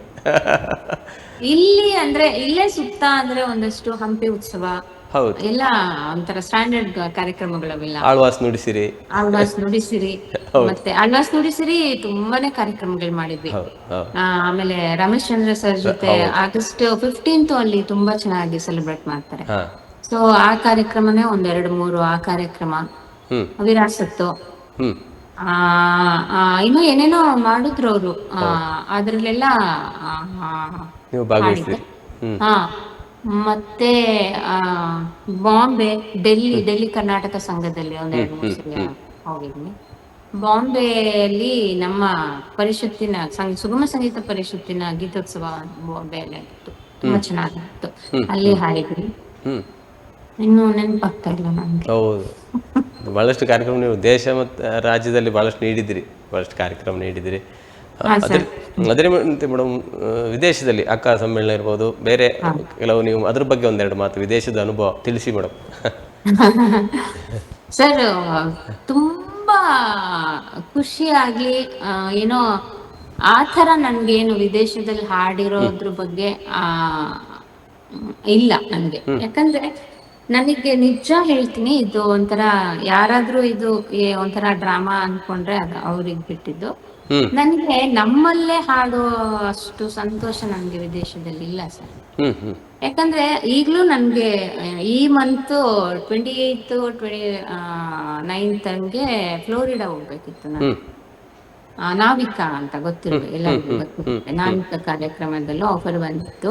ಹ್ಮ್ ಆದ್ರೆ ನಂಗೆ ಯಾಕೋ ಹೋದ ತಿಂಗಳಿನ್ನು ಕ್ಯಾಲಿಫೋರ್ನಿಯಾಗ ಹೋಗಿ ಬಂದೆ. ಅಲ್ಲಿ ವಿಶ್ವ ಒಕ್ಕಲಿಗರ ಸಮ್ಮೇಳನ ಅಂತ ಮಾಡಿದ್ರು. ಸೊ ಅಲ್ಲಿನೂ ಹಾಡಿದ್ದೆ. ಹಾಗಾಗಿ ಒಂದೇ ತಿಂಗಳಲ್ಲಿ ಮತ್ತೆ ಹೋಗೋದು ಬೇಡ ಅನ್ನೋದು ಒಂದು. ಹ್ಮ್ ಮತ್ತೆ ಏನೋ ನಂಗೆ ಅಷ್ಟು ಖುಷಿ, ನಿಜವಾಗ್ಲೂ ಅಷ್ಟೊಂದೇನು ಖುಷಿ ಕೊಟ್ಟಿಲ್ಲ ನನಗೆ. ಹ್ಮ್ ನಾವಿಲ್ಲಿ ಏನು ದಸರಾ, ಮೈಸೂರಲ್ಲೇ ದಸರಾ ಕಾರ್ಯಕ್ರಮ ಏನ್ ಮಾಡ್ತೀವೋ ಅಲ್ಲಿರೋ ಒಂಥರ ಸಂತೋಷ ಅದೇನ್ ನನಗೆ ವಿದೇಶದಲ್ಲಿ ಇಲ್ಲ. ಆದ್ರೆ ಒಂದೇ ಒಂದ್ ನನ್ಗೆ ತುಂಬಾ ಸಂತೋಷ ಆಗೋದು ಅಂದ್ರೆ, ನಾವು ಫಸ್ಟ್ ಅಕ್ಕ ಸಮ್ಮೇಳನಕ್ಕೂ ಅಷ್ಟೇ ವಾಷಿಂಗ್ಟನ್ ಅಲ್ಲಿ ಹೋದಾಗ್ಲೂ ಅಲ್ಲಿನ ಒಂದು ಸಂಗೀತ ಕಲ್ಚರ್ ಏನಿದೆಯೋ, ಒಂದು ಮ್ಯೂಸಿಕ್ ಕಲ್ಚರ್ ಅನ್ನೋದೇನಿದೆಯೋ ಇಲ್ಲಿ ನಮ್ಮ ದೇಶಕ್ಕಿಂತ ಗೌರವಯುತವಾಗಿದೆ ಸರ್. ಅಲ್ಲಿ ತುಂಬಾ ನಮ್ಗೆಲ್ಲ ತುಂಬಾ ರೆಸ್ಪೆಕ್ಟ್ ಮಾಡ್ತಾರೆ. ಒಬ್ಬ ನಮ್ಮ ಇಂಡಿಯಾದಿಂದ ಹೋದ ಪ್ರತಿಯೊಬ್ಬ ಕಲಾವಿದರನ್ನು ತುಂಬಾ ಗೌರವಿಸ್ತಾರೆ. ಅದು ನನಗೆ ತುಂಬಾ ಖುಷಿ ಪಡುತ್ತೆ. ಆಮೇಲೆ ತುಂಬಾ ಎಂಜಾಯ್ ಮಾಡ್ತಾರೆ. ನಾನಂದ್ರೆ ಮೈಸೂರಲ್ಲಿ ಒಂದು ಫೋಕ್ ಟೀಮ್ ಇದೆ, ಇನಿದನಿ ಅಂತ, ಡಾಕ್ಟರ್ ರಾಮೇಶ್ವರಪ್ಪ ಅಂತ ಇನಿದನಿ ನಡೆಸ್ತಾರೆ ನಮ್ಮ ಸರ್. ಅವರ ಜೊತೆಯಲ್ಲಿ ನಾನು ಅಕ್ಕ ಮತ್ತೆ ಫ್ಲೋರಿಡಾ ಹೋಗ್ಬೇಕಾಗಿತ್ತು ಅವ್ರ ಜೊತೆ. ಕ್ಯಾಲಿಫೋರ್ನಿಯಾಗೂ ನಾನು ಅವ್ರ ಜೊತೆನೆ ಹೋಗಿದ್ದೆ ಆ ಟೈಮ್ಗೆ. ಸೊ ಅದೇ ವಿದೇಶದಲ್ಲಿ ಆಡಿ ಒಂದು ಅಂತಾರಾಷ್ಟ್ರೀಯ ಗಾಯಕಿ ಅನ್ನಿಸ್ಕೊಂಡಿದ್ದೀನಿ, ಖುಷಿ ಇದೆ. ಅಂಡ್ ರಾಮೇಶ್ವರಪ್ಪ ಸರ್ಗೆ ಈ ಮೂಲಕ ಥ್ಯಾಂಕ್ಸ್ ಕೂಡ ಹೇಳೋಕ್ ಇಷ್ಟಪಡ್ತೀನಿ. ಆದ್ರೆ ಅಲ್ಲಿ ಹೋಗ್ಬೇಕು, ಅಲ್ಲಿ ಹಾಡ್ಬೇಕು ಅಂತ ಏನ್ ನನಗೇನು ಅನ್ಸಿಲ್ಲ ಸರ್, ಇದಂತೂ ಸತ್ಯ. ಅದೇ ಇಲ್ಲಿ ಊರಲ್ಲೇ ಬಹಳ ಖುಷಿ ಆಗ್ತದೆ ಅಲ್ಲ ಮೇಡಮ್? ನಿಜವಾಗ್ಲೂ ಸರ್. ಅದೆಲ್ಲ ಒಂದು ಹೊರಗಡೆ ಓದಿ ಬಂದ್ರೆ ಒಂದು ಗೌರವ ಜಾಸ್ತಿ ಅಲ್ಲ ಮೇಡಮ್? ಅಲ್ಲ ಅದೇ ಹಂಗಂತ ಹೇಳ್ತಾರೆ, ಅಲ್ಲಿ ಹೋಗಿ ಬಂದಿದ್ದಾರೆ, ಇಲ್ಲಿ ಹೋಗಿ ಬಂದಿದ್ದಾರೆ ಅಂತ. ಬಟ್ ನಾನೀಗ ನಂಗೆ ಅನ್ಸಿಲ್ಲ ಸರ್ ಇಲ್ಲೇ. ಮತ್ತೆ ಇನ್ನೊಂದು ಹೇಳ್ತೀನಿ ನಾನು, ರಶ್ಮಿ ಚಿಕ್ಕಮಗಳೂರು ಅಂದ ತಕ್ಷಣ ಯಾವ್ದಾದ್ರು ಒಂದು ವೇದಿಕೆಯಲ್ಲಿ ಹೋದಾಗ ಕೆಲವೊಂದು ಅಷ್ಟು ಮಂದಿ ಯಾವ ಫಿಲ್ಮ್ ಅಲ್ಲಿ ಹಾಡಿದೀರಾ ಅಂತ ಕೇಳ್ತಾರೆ. ಅದಕ್ಕೆ ನಾನು ಏನ್ ಹೇಳ್ತೀನಿ ಅಂದ್ರೆ, ಸಿನಿಮಾಗಳಲ್ಲಿ ಹಾಡಿದವ್ರು ಮಾತ್ರ ನಿಜವಾದ ಗಾಯಕರಲ್ಲ. ಆಮೇಲೆ ವಿದೇಶಗಳಲ್ಲಿ ಹೋಗಿ ಹಾಡಿ ಬಂದವ್ರಿಗೆ ಒಂದು ಗೌರವ ಅಂತ ಇಲ್ಲ. ಇಲ್ಲ ಗಾಯಕರು ಅದೇ ಮನ ಮುಟ್ಟುವಂತೆ ಯಾರು ಹಾಡ್ತಾರೆ ಅವರೇ ಗಾಯಕರು. ಮತ್ತೆ ಸಾಧನೆ ಮುಖ್ಯ ಅಲ್ಲ ಮೇಡಮ್? ಹೌದು, ಮನ ಮುಟ್ಟಬೇಕು, ಹಾಡಿಗೆ ನ್ಯಾಯ ಒದಗಿಸ್ಬೇಕು, ಆಗ್ಲೇ ಅದು ಗಾಯಕ ಅಂತ ಅನ್ಸ್ತದೆ, ಗಾಯಕಿ ಅಂತ ಅಲ್ಲ. ಅದು ವಿದೇಶಕ್ಕೆ ಯಾರು ಬೇಕಾದ್ರೂ ಹೋಗ್ಬೋದು ಮೇಡಮ್, ಯಾಕಂದ್ರೆ ಕಾಂಟ್ಯಾಕ್ಟ್ ಇದ್ರೆ ಯಾರು ಬೇಕಾದ್ರೂ ಕರ್ಸ್ಕೊಳ್ತಾರೆ. ಅಲ್ಲಿ ಹೋಗಿ ಹಾಡಿದ ಕೂಡಲೇ ದೊಡ್ಡ ಗಾಯಕ ಅದೇ ರೀತಿ ಅಂತ ಅನಿಸೋದಿಲ್ಲ. ನೀವು ಹೇಳಿ ಸತ್ಯ. ಯಾಕಂದ್ರೆ ಎಲ್ಲಿ ಹೋಗಿ ಹಾಡಿದ್ದೇವೆ ಅಂತ ಮುಖ್ಯ ಅಲ್ಲ, ನಾವು ಹೇಗೆ ಹಾಡಿದ್ದೇವೆ ಅನ್ನೋದು ಮುಖ್ಯ ಅಲ್ಲ ಮೇಡಮ್? ಯಾಕಂದ್ರೆ ಮುಂದೆ ನಿಂತ್ಕೊಂಡು ನಾವು ಹಾಡುವಾಗ ಹಿಂದ್ಗಡೆ ಬಹಳ ಹಲವಾರು ವಿದ್ವಾಂಸರೆಲ್ಲ ಕೂತ್ಕೊಂಡು ಕೇಳ್ತಾರೆ ಹಾಡನ್ನ. ಎದುರುಗಡೆ ಕೂತ್ಕೊಂಡು ಕೇಳಿದ್ರು, ಹಿಂದ್ಗಡೆಯಿಂದ ಕೇಳ್ತಾರೆ ಅಲ್ವಾ? ಯಾರೇ ಆಗ್ಲಿ ಸರ್, ನಾವು ಹಾಡೋದನ್ನ ತಲೆದೂಗಿ ಅವ್ರು ಏನೋ ಅದನ್ನ ಸಂತೋಷ ಪಡ್ತಾರೋ ಅದು ಅವರು ನಿಜವಾದ ಗಾಯಕರು. ಹೌದು ಖಂಡಿತ ಅಭಿಮಾನಿಸ್ತಾರೆ. ಯಾರು ನೋಡಿ, ಯಾರೋ ಇದನ್ನ ಹಾಡಿ ಅದನ್ನ ಹಾಡಿ ಅಂತ ಕೇಳ್ತಾರೆ, ಅಲ್ಲೇ ಅದು ನಮಗೊಂದು ಅದೇ ಒಂದು ದೊಡ್ಡ ಒಂದು ಪ್ರಶಸ್ತಿ ಅಲ್ಲ ಮೇಡಮ್? ಹಾಗೆ ಪ್ರಶಸ್ತಿಯ ವಿಷಯಕ್ಕೆ ಬರೋಣ. ಕೊನೆಯದಾಗಿ ನೀವೇನು ಅರಸಿ ಬಂದಂತಹ ಪ್ರಶಸ್ತಿ, ಹಲವಾರು ಪ್ರಶಸ್ತಿ ಬಂದೆ, ನೆನಪಿರುವಂತ ಒಂದೆರಡು ಪ್ರಶಸ್ತಿ ನಮ್ಗೆ ತಿಳಿಸಿ ಮೇಡಮ್. ಇಲ್ಲ ಸರ್, ಹಲವಾರು ಅಂತೇನಿಲ್ಲ. ಅಲ್ಲ, ಒಳ್ಳೊಳ್ಳೆ ಇದು ವ್ಯಾಲ್ಯೂ ಇರುವಂತ ಪ್ರಶಸ್ತಿ ಬಂದಿದೆ ತಮಗೆ? ಅದೇ ನನ್ಗೆ ಮೊದಲು 2013 ಆ ಟೈಮಲ್ಲಿ ಬೆಂಗಳೂರು ಉಪಾಸನಾ ಮೋಹನ್ ಸರ್ ಅವರು ಉಪಾಸನಾ ಸಂಸ್ಥೆಯಿಂದ ಜೀವಿ ಅತ್ರಿ ಪ್ರಶಸ್ತಿ ಅವರು ಪ್ರತಿ ವರ್ಷ ಕೊಡ್ತಾರೆ. ಗಾಯಕರಿಗೆ ಉಪಾಸನ ಅಂತ ಕೊಡ್ತಾರೆ, ಇನ್ಸ್ಟ್ರೂಮೆಂಟ್ಸ್ ವಾದ್ಯಗಾರರಿಗೆ ನಾದೋಪಾಸನ ಅಂತ ಕೊಡ್ತಾರೆ. ಸೊ 2013 ಅಲ್ಲಿ ಉಪಾಸನ ಮೋಹನ್ ಸರ್ ನನ್ಗೆ ಕೊಟ್ಟಿದ್ರು. ಸೊ ಈ ಮೂಲಕ ಉಪಾಸನ ಮೋಹನ್ ಸರ್ಗೂ ನಾನು ತುಂಬಾ ಧನ್ಯವಾದ ಹೇಳೋಕ್ ಇಷ್ಟಪಡ್ತೀನಿ. ಅಂಡ್ ಅವ್ರ ಬಗ್ಗೆನೂ ಹೇಳ್ಬೇಕು ಅಂದ್ರೆ, ಮುಂದಿನ ದಿನಗಳಲ್ಲಿ ಭಾವಗೀತೆಗಳು, ಸುಗಮ ಸಂಗೀತ ಅನ್ನೋದೇನು ಉಳಿಬೇಕು, ಉಳಿತಿದೆ ಅಂದ್ರೆ ಅದಕ್ಕೆ ಉಪಾಸನ ಮೋಹನ್ ತುಂಬಾ ಕಾರಣ ಆಗ್ತಾರೆ. ಹಲವಾರು ಹಾಡು ಮಾಡ್ತಾ ಇದ್ದಾರೆ. ತುಂಬಾ ಈಗ ಎಲ್ಲಿ ಭಾವಗೀತೆಗಳು ಅನ್ನೋದು ಅಶ್ವಥ್ ಸರ್ ಕಾಲಕ್ಕೆನೆ ಹೊರಟೋಯ್ತು ಅನ್ಕೊಳ್ಳೋ ಟೈಮಲ್ಲಿ ಉಪಾಸನಾ ಮೋಹನ್ ಸರ್, ಆಮೇಲೆ ರಾಘವೇಂದ್ರ ಬಿಜಾಡಿ, ಬಿಜಾಡಿ, ಹೌದು ಹೌದು, ದೊಡ್ಡವಾಡವರು ಕೂಡ, ಹೌದು ಹೌದು ಹೌದು ಹೌದು ಖಂಡಿತವಾಗ್ಲು. ಆಮೇಲೆ ಮಂಗಳೂರಲ್ಲಿ ಗಣೇಶ್ ದೇಸಾಯಿ ಅವರು, ಗಣೇಶ್ ದೇಸಾಯಿ ಅವರು, ಹೌದು, ಅವರ ಕೆಲವು ಗೀತೆಗಳು ಕೇಳಿದ್ದೇವೆ. ಹೌದು ಹೌದು. ನಾನು ಮೊನ್ನೆ ಕೂಡ ಇಲ್ಲಿ ಸುಗಮ ಸಂಗೀತ ಪರಿಷತ್ ಕಾರ್ಯಕ್ರಮ ಈ ಸರಿ ಮೈಸೂರಲ್ಲಾಯ್ತು. ಆಗ ಮಂಗಳೂರಿನವರೇ ರವೀಂದ್ರ ನಾಯಕ್ ಸಣ್ಣಕ್ಕಿ ಬಿಟ್ಟು ಅವರ ಸಾಹಿತ್ಯದ್ದು ಗಣೇಶ್ ದೇಸಾಯಿ ಸಂಯೋಜನೆ ಒಂದು ಹಾಡಿನಲ್ಲಿ ಹಾಡಿದ್ದೆ. ಸೊ ಇವ್ರುಗಳೆಲ್ಲ ಮುಂದೆ ನಮ್ಮ ಸುಗಮ ಸಂಗೀತಕ್ಕೆ ಒಂದು ಭದ್ರ ಬುನಾದಿ ಹಾಕ್ತಾ ಇದ್ದಾರೆ ಅನ್ನೋ ಅದಕ್ಕೆ ಖುಷಿ ಆಗುತ್ತೆ ಸರ್. ಖಂಡಿತ ಖಂಡಿತ ಮೇಡಮ್. ಅದೇ ರೀತಿ ಕೊನೆಯದಾಗಿ ಭಾಳಷ್ಟು ವಿಷಯ ನಿಮ್ಮ ಬಗ್ಗೆ ನಮಗೆ ತಿಳಿಯಪಟ್ಟಿತ್ತು. ಕೊನೆಯದಾಗಿ ವೀಕ್ಷಕರಿಗೆ ಒಂದೆರಡು ಮಾತು ಹೇಳೋದಾರೆ ಏನು ಹೇಳಲಿಕ್ಕೆ ಇಷ್ಟಪಡ್ತೀವಿ? ವೀಕ್ಷಕರಿಗೆ ಅಂದ್ರೆ ಸುಗಮ ಸಂಗೀತ ಗಾಯಕಿಯಾಗಿ ನಾನು ಮಾತಾಡೋಕೆ ಇಷ್ಟಪಡ್ತೀನಿ ಸರ್. ಸುಗಮ ಸಂಗೀತ ಅನ್ನೋದು ಯಾಕಂದ್ರೆ ಫಿಲ್ಮಿ ಸಂಗೀತ ಅನ್ನೋದು ಒಂಥರ ಲೈಫ್ ಇದು. ಯಾಕಂದ್ರೆ ಜನ ಇರೋವರೆಗೂ ಫಿಲ್ಮ್ ನೋಡ್ತಾರೆ, ಅಲ್ಲಿ ಒಂದು ಸಂಗೀತ ಅನ್ನೋದು ಇದ್ದೇ ಇರುತ್ತೆ. ಆದ್ರೆ ಈಗ ಒಂದು ಶಾಸ್ತ್ರೀಯ ಸಂಗೀತದ ಬಗ್ಗೆ ಹಾಗೂ ಸುಗಮ ಸಂಗೀತದ ಬಗ್ಗೆ ಮುಂದಿನ ಪೀಳಿಗೆಗೆ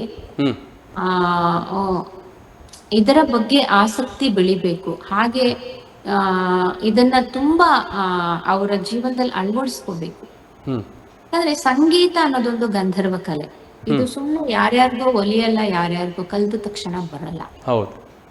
ಸೊ ಅಟ್ಲೀಸ್ಟ್ ಇದೇ ನನ್ಗೆ ಒಂದಷ್ಟು ನಾನು ಹಾಡಬಲ್ಲೆ ಅನ್ನೋರಾದ್ರೂ ಅವರ ಪೋಷಕರಾಗ್ಲಿ ಅಥವಾ ಆಯಾ ಸ್ಟೂಡೆಂಟ್ಸೇ ಆಗ್ಲಿ ಸರ್, ಅದ್ರ ಬಗ್ಗೆ ಸ್ವಲ್ಪ ವಿಷಯಗಳನ್ನ ತಿಳ್ಕೊಂಡು ನಿರಂತರ ಅಭ್ಯಾಸ ಮಾಡ್ಕೊಂಡು ಶಾಸ್ತ್ರೀಯ ಸಂಗೀತವೇ ಆಗ್ಲಿ ಸುಗಮ ಸಂಗೀತವೇ ಆಗ್ಲಿ ಕಲ್ತು ಹಾಡೋ ಇದ್ರೆ ಇದ್ಯಾವತ್ತೂ ಸಂಗೀತ ಅನ್ನೋದು ಮಾಸಲ್ಲ ಅನ್ನೋದು ನನ್ನ ಅಭಿಪ್ರಾಯ. ಸೊ ಮುಂದಿನ ಹೊಣೆಗಾರಿಕೆ ಈಗಿನ ಯೂತ್ ತುಂಬಾ ಇದೆ. ಸಿನಿಮಾ ಸಂಗೀತ ಇರ್ಲಿ, ಅದು ಒಂದು ಬೇಕು. ಸೊ ಅದನ್ನು ಹೊರತುಪಡಿಸಿ ಈ ಸಂಗೀತಗಳನ್ನು ಅವರು ಅಭಿರುಚಿಯನ್ನಾಗಿ ಬೆಳೆಸ್ಕೊಳ್ಳಿ ಅನ್ನೋದು ನನ್ನ ಆಸೆ. ಖಂಡಿತ ಖಂಡಿತ ಉತ್ತಮ ರೀತಿಯ ಮಾತನಾಡಿದ್ರಿ ಮೇಡಮ್. ಅದೇ ರೀತಿ ಬಿಡುವಿಲ್ಲದ ಸಮಯದಲ್ಲಿ ಬಿಡುವು ಮಾಡಿಕೊಂಡು ನಮ್ಮೊಂದಿಗೆ 1 ಗಂಟೆಗಳ ಕಾಲ ಮಾತನಾಡಿದಿರಿ. ನಿಮ್ಮ ಮನದ ವಿಷಯವನ್ನು ನೀವು ಮಾತನಾಡಿದಿರಿ, ನಿಮ್ಮ ಕಲಾ ಪಯಣವನ್ನು ತಿಳಿಸಿದಿರಿ. ಇನ್ನೂ ಬಹಳಷ್ಟಿದೆ ಮಾತಾಡಲಿಕ್ಕೆ, ಆದರೆ ನಮ್ಮ ಸಮಯದ ಇದರಲ್ಲಿ ನಾವು ಅದನ್ನು ನಡೆಸಿಕೊಡ್ತಾ ಇದ್ದೀವಿ. ಅದೇ ರೀತಿ ನಿಮಗೆ ನಮ್ಮ ಚಾನಲ್ ಪರವಾಗಿ ಧನ್ಯವಾದ ತಿಳಿಸ್ತೀವಿ. ಅದೇ ರೀತಿ ನಿಮ್ಮ ಮುಂದಿನ ಎಲ್ಲ ಯೋಜನೆಗಳು ಫಲಪ್ರದವಾಗಲಿ, ಅದೇ ರೀತಿ ನಿಮ್ಮಿಂದ ಹೊಸ ಹೊಸ ಹಾಡುಗಳು ಬರಲಿ ಎನ್ನುವುದ ಒಂದು ಶುಭ ಹಾರೈಕೆ ನಾವು ದೇವರಲ್ಲಿ ಕೇಳೋದು. ಉತ್ತಮ ರೀತಿಯ ಹಾಡುಗಳು ಬರಲಿ. ಈಗ ನೀವೇ ಹೇಳಿದಂತೆ ಉಪಾಸನಾ ಮೋಹನ್ ಸರ್ ಅವರು, ಬಿಜಾಡಿಯವರು, ಮತ್ತು ದೊಡ್ಡವಾಡ ಸರ್ ಅವರು, ಅದೇ ರೀತಿ ಹೀಗೆ ದೇಸಾಯಿ ಅವರು, ಹೀಗೆ ಹಲವಾರು ಮಂದಿ ಅದೇ ಹಾದಿಯಲ್ಲಿ ಸಾಕ್ತಿದ್ದಾರೆ. ನೀವು ಕೂಡ ಕೆಲವು ಗೀತೆಗಳನ್ನು ನಮ್ಮ ನಾಡಿಗಾಗಿ ನೀಡಿ ಸುಗಮ ಸಂಗೀತವನ್ನು ಉಳಿಸಿ ಬೆಳೆಸಿ ಎಂದು ಕೇಳಿಕೊಳ್ಳುತ್ತಾ ನಿಮಗೆ ನಮ್ಮ ಚಾನಲ್ ಪರವಾಗಿ ಪ್ರೀತಿಯ ಧನ್ಯವಾದಗಳು. Thank you. ನಿಮಗೂ ಅಷ್ಟೇ ಸರ್. ಯಾಕಂದ್ರೆ ನೀವೆಲ್ಲೋ ನಾನೆಲ್ಲೋ, ಮಾಮರವೆಲ್ಲೋ ಹೋಗಿಲೆ ಎಲ್ಲೋ, ಹೀಗೆ ಸ್ನೇಹ ಸಂಬಂಧ ಅನ್ನೋ ತರ ನನ್ನನ್ನ ಗುರುತಿಸಿ ನನ್ನನ್ನ ಕರೆದು ಪರಿಚಯ ಮಾಡಿಸ್ತಾ ಇದ್ದೀರಾ. ಸೊ ಇದರಿಂದ I am grateful to you. And ನಿಮ್ಮ ಚಾನೆಲ್ಗೆ ಒಳ್ಳೇದಾಗ್ಲಿ, ಇನ್ನು ಯಶಸ್ಸು ಸಿಗ್ಲಿ. ಹಾಗೆ ನೀವು ಹೇಳಿದ್ರಿ ಇದನ್ನ ಹೇಗೆ ಬೆಳೆಸ್ಬೇಕು ಅಂದ್ರೆ, ನಾನು ಸುಗಮ ಸಂಗೀತದೇ ವಿಷಯದಲ್ಲಿ ನಾನು PhD ಮಾಡ್ತಾ ಇದ್ದೀನಿ. ಸೊ ಇದರಿಂದ ಇನ್ನಷ್ಟು ಜನರಿಗೆ ಇದರ ನಮ್ಮ ಸಂಶೋಧನಾ ಪ್ರಬಂಧ ಏನು ಮುಂದೆ ಬರುತ್ತೋ ಅದರಲ್ಲಿ ಇನ್ನಷ್ಟು ವಿಚಾರಗಳನ್ನ ತಿಳಿಸ್ತಾ ಇದ್ದೀನಿ. ಸೊ ಅದನ್ನ ಎಲ್ರು ಖಂಡಿತ ಓದಿ ನಮ್ಗೆ ಡಾಕ್ಟರೇಟ್ ಬೇಗ ಆಗ್ಲಿ ಅಂತ ಹರಿಸಿ ಅಂತ ನಾನು ಕೇಳ್ಕೊತೀನಿ. ನಿಮ್ಗೂ ತುಂಬಾ ಧನ್ಯವಾದ. ಆಗಲಿ ಮೇಡಮ್. Thank you madam. ಧನ್ಯವಾದಗಳು. Thank you. ಆತ್ಮೀಯ ವೀಕ್ಷಕರೇ, ಇಂದು ನಮ್ಮೊಂದಿಗಿದ್ದವರು ಜನಪ್ರಿಯ ಗಾಯಕಿ, ಅದೇ ರೀತಿ ಸುಗಮ ಸಂಗೀತ ಗಾಯಕಿ, ಸಂಗೀತ ಶಿಕ್ಷಕಿ ಆಗಿರ್ತಕ್ಕಂಥ ರಶ್ಮಿ ಚಿಕ್ಕಮಗಳೂರವರು. ಅವರೊಂದಿಗೆ ಮಾತುಕತೆಯನ್ನು ಆಡಿದ್ವಿ, ಅವರ ಮನದ ವಿಷಯವನ್ನು ತಿಳಿದ್ವಿ. ಹಾಗೆ ಮುಂದಿನ ವಾರ ಇನ್ನೋರು ಅತಿಥಿಯೊಂದಿಗೆ ನಿಮ್ಮ ಭೇಟಿ ಆಗಲಿಕ್ಕಿದ್ದೇನೆ. ನೋಡ್ತಾ ಇರಿ ಕಲಾಂತರಂಗ ಕಾರ್ಯಕ್ರಮ. ನಮಸ್ಕಾರ.